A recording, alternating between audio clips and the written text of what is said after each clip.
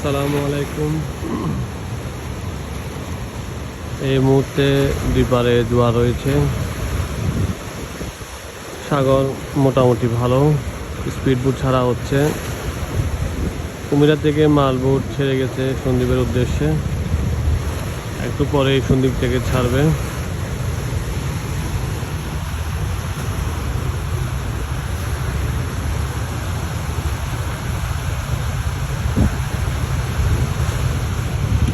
আজকে সারাদিন যদি স্পিড বোট চলে তাহলে সার্ভিস ছাড়া হবে না, আর স্পিড বোট যদি বন্ধ থাকে তাহলে সার্ভিস বুট ছাড়া হবে।